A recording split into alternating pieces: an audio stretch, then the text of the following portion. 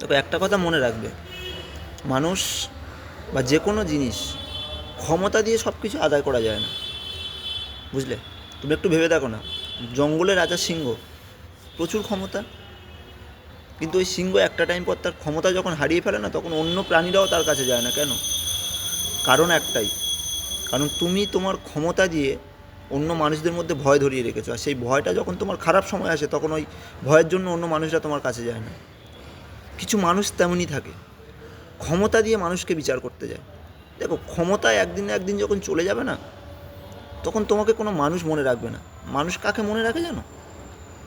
মানবতাকে।